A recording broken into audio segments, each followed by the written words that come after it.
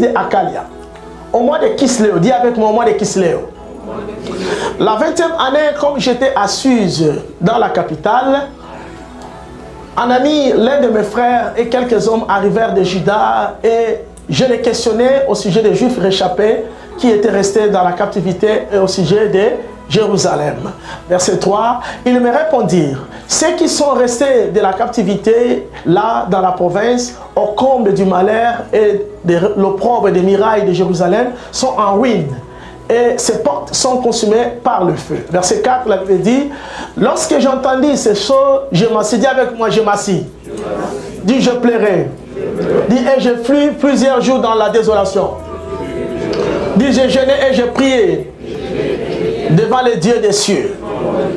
Verset 5, et je dis, ô Éternel Dieu des cieux, Dieu grand et redoutable, toi qui gardes ton alliance et qui fais miséricorde à ceux qui t'aiment et qui observent tes commandements. Nous allons dans le verset 11. C'est tout le chapitre, mais nous sautons le verset 11. Ah Seigneur, que ton oreille soit attentive à la prière de ton serviteur et à la prière de tes serviteurs qui veulent craindre ton nom. Donne aujourd'hui du succès à ton serviteur et fais-lui trouver grâce devant cet homme. Dis, fais-lui trouver grâce devant cet homme. J'étais alors et chanson du roi. Parole de l'Éternel. Nous allons nous mettre.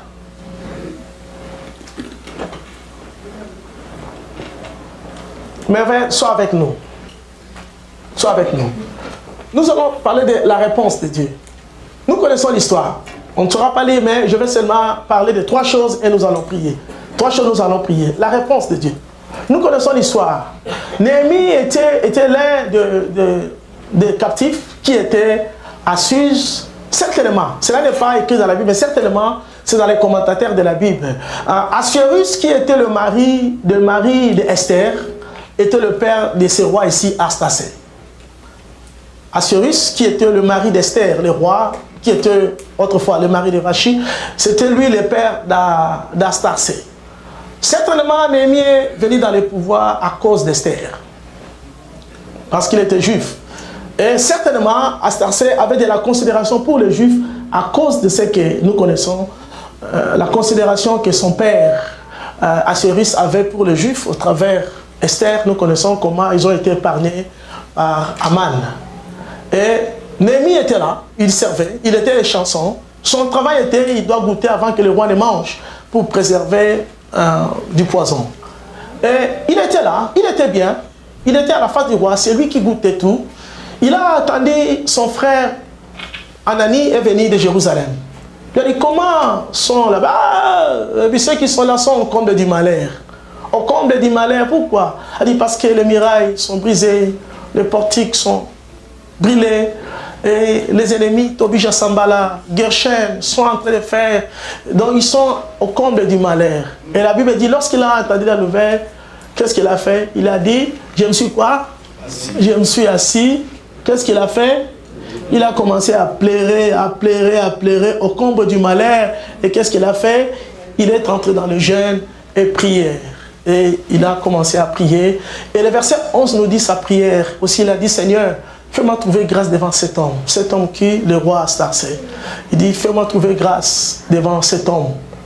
Parce qu'il était qui? Il était une chanson du roi. Il a prié au mois de quoi?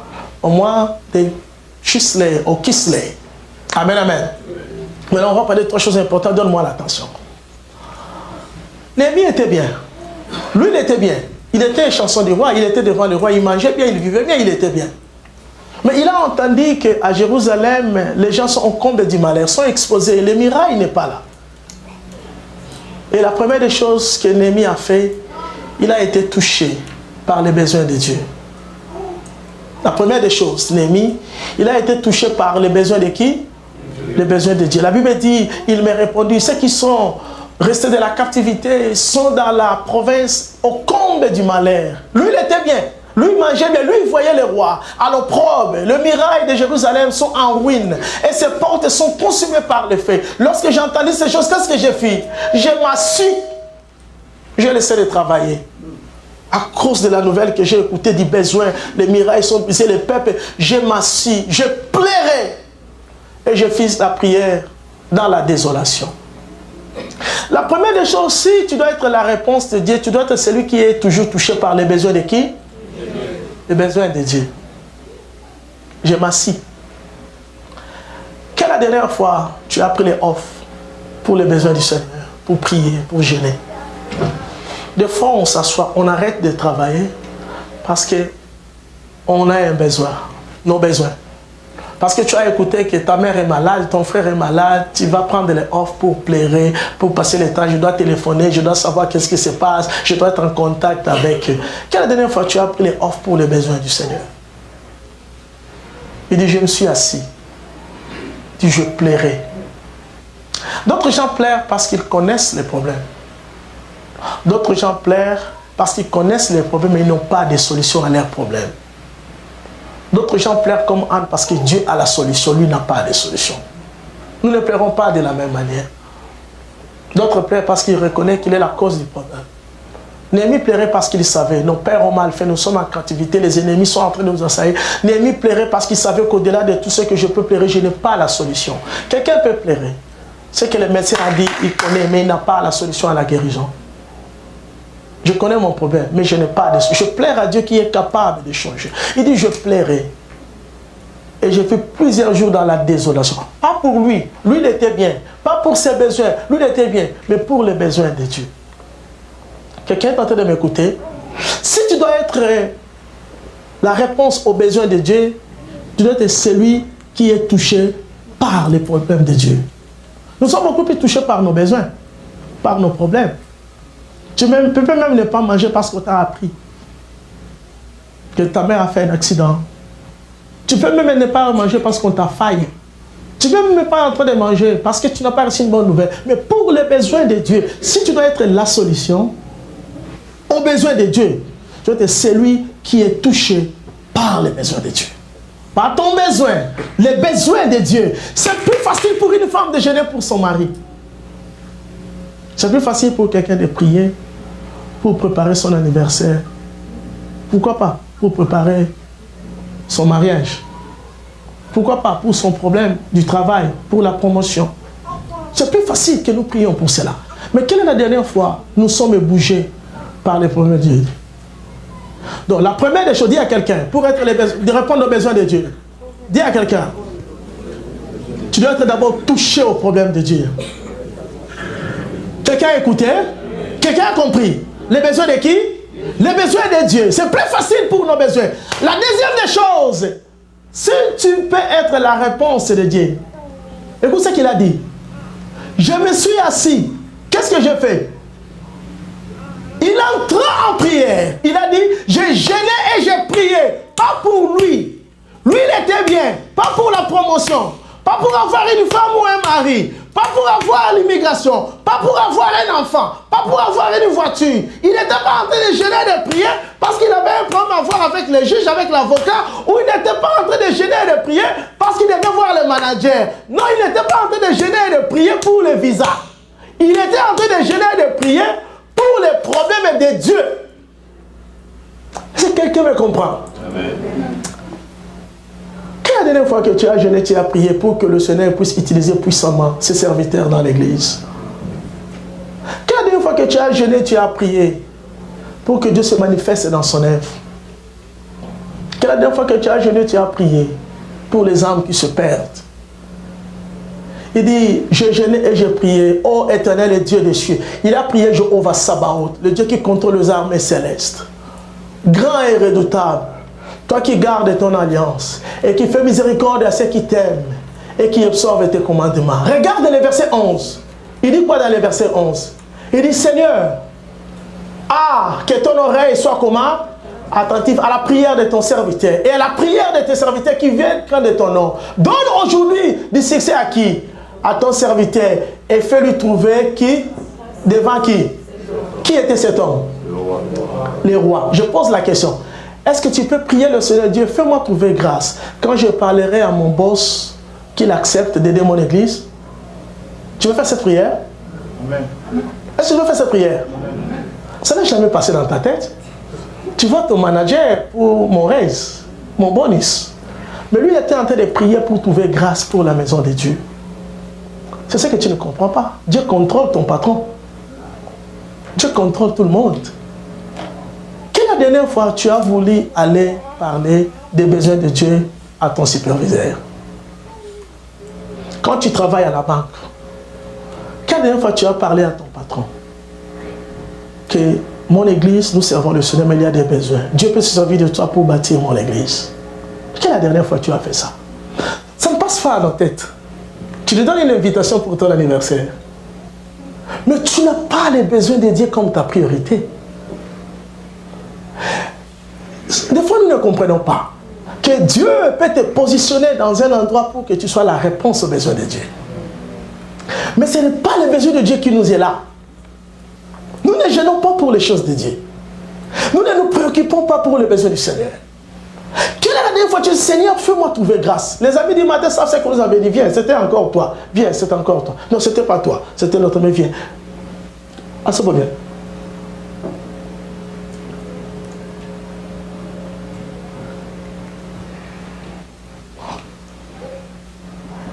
Celui-ci s'appelle la grâce. Celui-ci s'appelle la faveur. Celui qui a trouvé grâce, qu'est-ce qu'il verra se manifester dans sa vie? Des faveurs. La faveur, c'est la manifestation de la grâce. Celui qui a trouvé grâce, il verra le boss lui donner des horaires qu'on ne donne pas à tout le monde. Parce qu'il a la grâce. Les faveurs se manifestent. Celui qui a trouvé grâce, on dira, mais nous on a passé des ans pour qu'on nous paye ce qu'on te paye. Comment toi on t'a payé ça facilement? Celui qui a la grâce, il verra que quand quelqu'un est en train de gêner pour qu'on puisse dire que I love you, I want to get married with you, est en train de gêner pour ça, lui il est en train de les repousser en cascade. Parce que ce n'est pas un mérite, les faveurs se manifestent. Si tu n'as pas la grâce, tu n'auras pas de faveur. Les faveurs, c'est la manifestation de la grâce. Lui, il est en train de prier, c'est de fais-moi trouver grâce. Pas pour lui, pour les besoins du Seigneur. Si tu as les besoins du Seigneur à cœur, si tu as les besoins du Seigneur à cœur, tu commences à trouver la grâce, pas pour toi, pour les besoins du Seigneur. Le Seigneur t'accordera quoi? Des faveurs. Parce qu'il connaît que c'est pour lui que tu le cherches. Mais tu sais le problème? Tu demandes la grâce pour les races. Quand tu vas parler avec lui, oh, laisse-moi répéter à quelqu'un. On va te faillir. Si tu vas discuter avec le superviseur, tu n'avais pas demandé d'abord que la grâce t'accompagne. On va te faillir. Mais si tu cherches que la grâce t'accompagne, le roi dira, Esther, ce n'est pas ton jour. Mais prends les bâtons et demande-moi ce que tu veux, je te les donnerai. Parce que la grâce va t'accompagner. Je dis à quelqu'un, avant que tu ailles affronter quelque chose, cherche que la grâce du Seigneur soit sur toi. Est-ce que je peux prier la grâce devant mon manager? Moi, je dis, oui, même s'il est occultiste, Dieu contrôle l'occultisme. Dans le royaume de Dieu, même le diable, c'est un instrument que Dieu peut utiliser pour te faire du bien.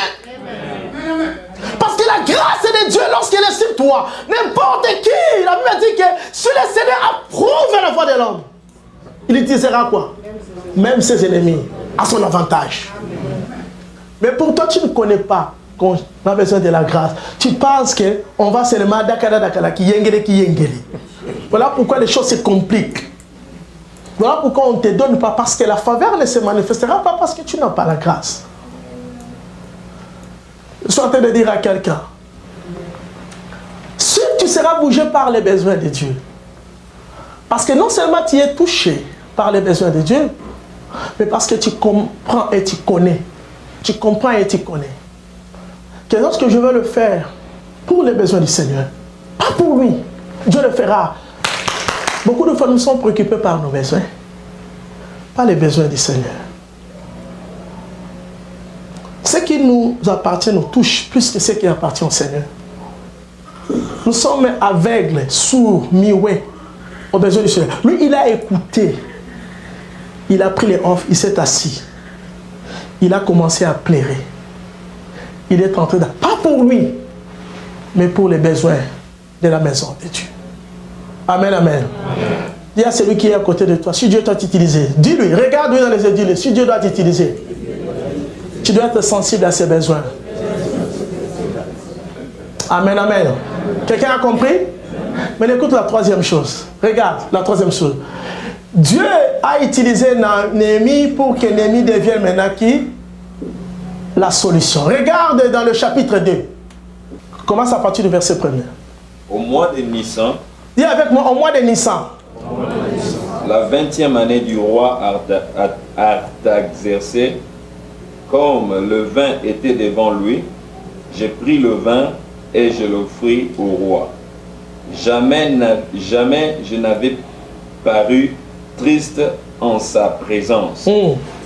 Le roi me dit, pourquoi as-tu mauvais visage? Tu n'es pourtant pas malade. Ce ne peut être qu'un chagrin de cœur. Je fus saisi d'une grande crainte. Saisi d'une grande crainte. Continue. J'ai répondu au roi. J'ai répondu au roi. Que le roi vive éternellement. Que le roi vive éternellement. Comment n'aurais-je pas mauvais visage lorsque la ville où sont les sépulcres de mes pères est détruite et que ses portes sont consumées par le feu? Et le roi me dit, que demandes-tu? J'ai prié le Dieu des cieux et j'ai répondu au roi. Si le roi le trouve bon et si ton serviteur lui est agréable, envoie-moi en Juda vers la ville des sépulcres de mes pères pour que je la rebâtisse. On peut s'arrêter là. Amen, amen, amen. Écoute la première des choses. Il a été touché par les besoins de Dieu. La deuxième des choses, il est entré dans le jeûne et prière. Quelle est la troisième des choses? Il se présente devant le roi, il dit, si je trouve grâce, que le roi envoie qui? Moi. Je sais que tu ne comprends pas encore. Maintenant, tu dois me comprendre bien. Donne-moi l'attention pour que tu comprennes. Lorsqu'il a prié, lorsqu'il a écouté la nouvelle, c'était au mois de Kislev. Le mois de Kislev, c'est le premier mois de l'année. Décembre, janvier. Il a prié le Seigneur. Il s'est assis. Il a jeûné, il a prié. Maintenant, au mois de Nissan, le 4e mois de l'année, mars, avril, lorsque nous fêtons la Pâque, 4 mois après qu'il avait prié, 4 mois après, il est sorti avec les fardeaux de Dieu en lui. Il a pris un risque. Voilà pourquoi il dit je craignais.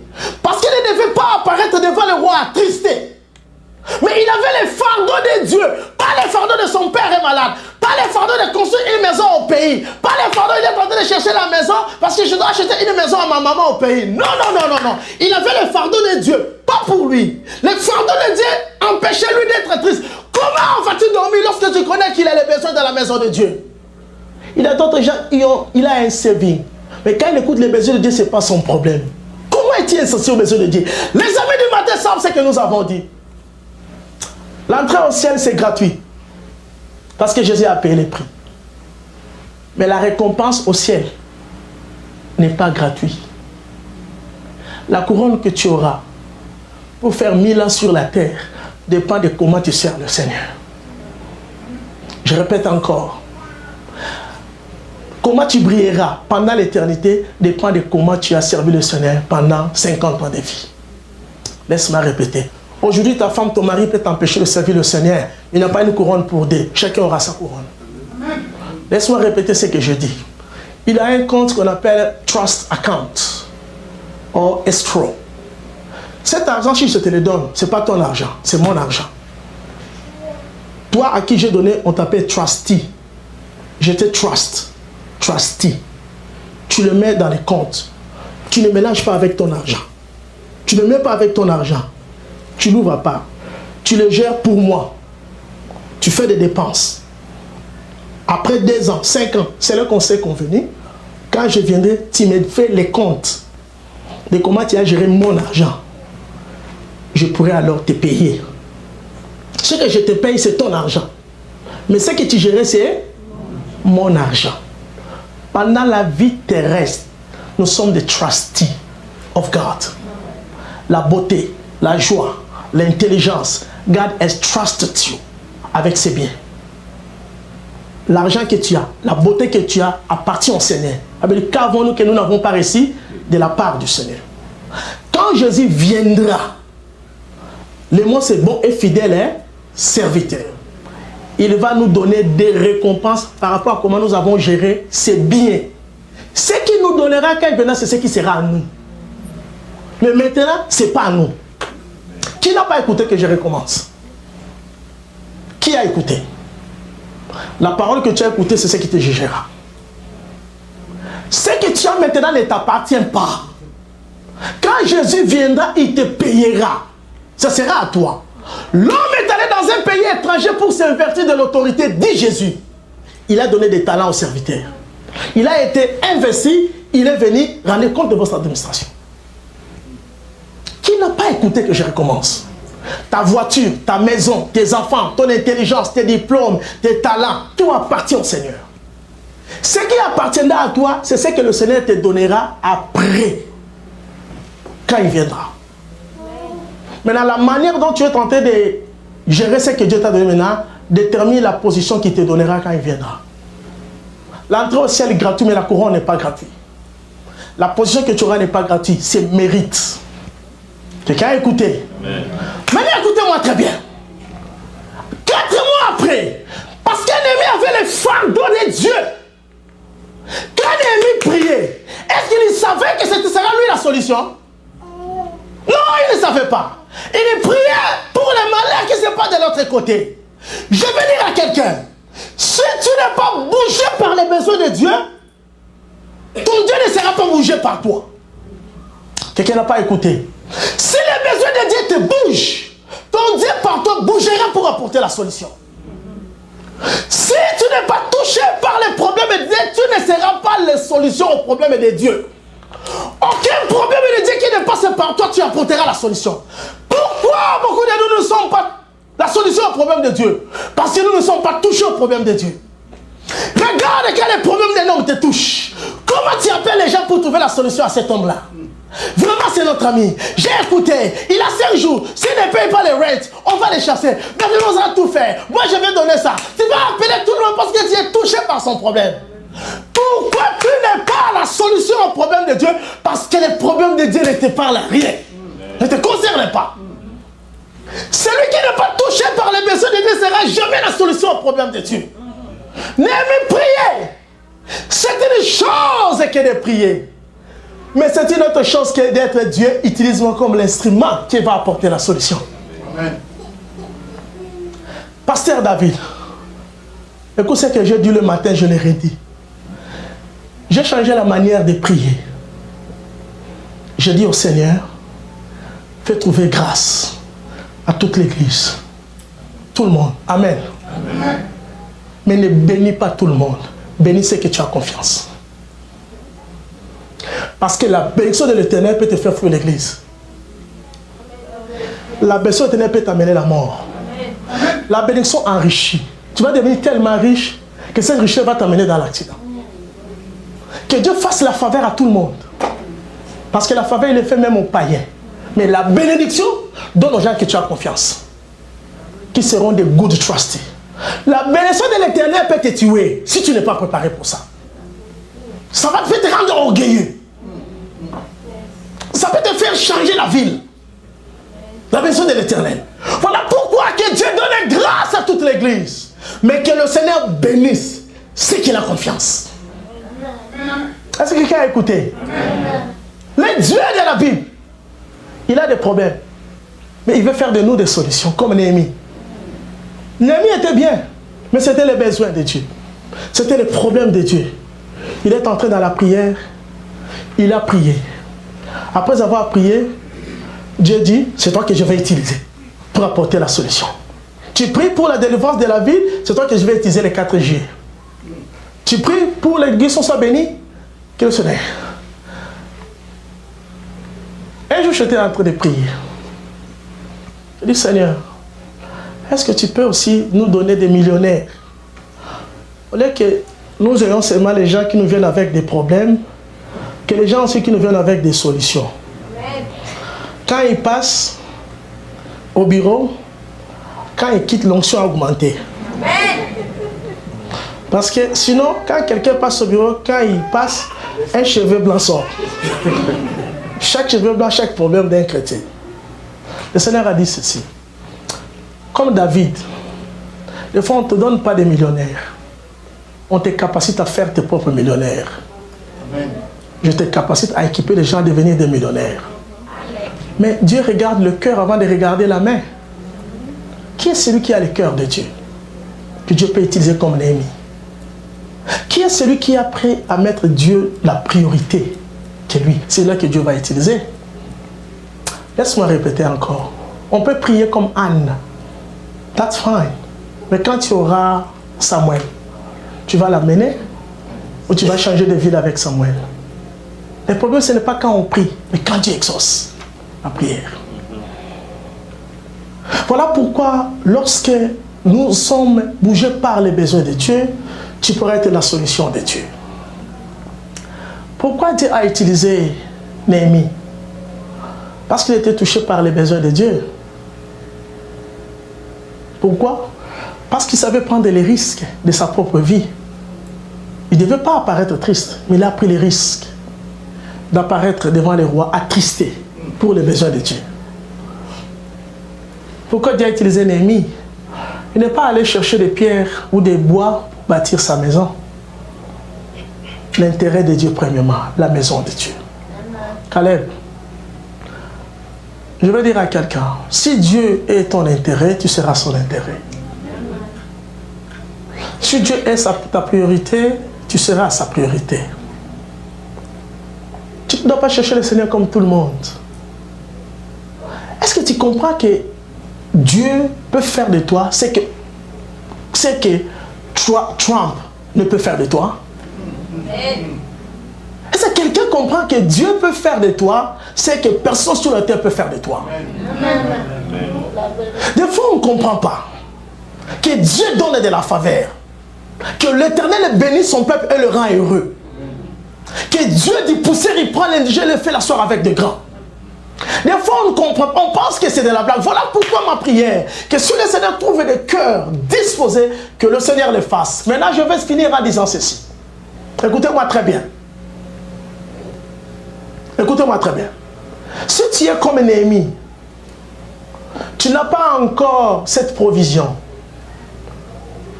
mais tu aimerais prier comme Néhémie. Il n'a pas d'âge d'être béni avec Dieu. Hein?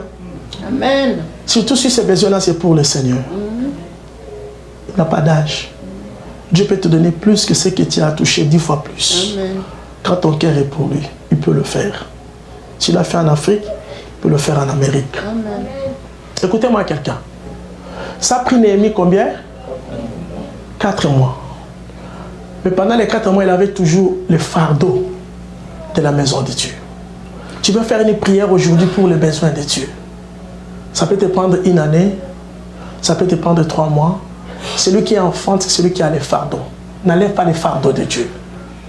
Un jour, le Seigneur te fera trouver grâce si tel est le désir de ton cœur d'être la solution de Dieu. Quelqu'un a écouté? Amen.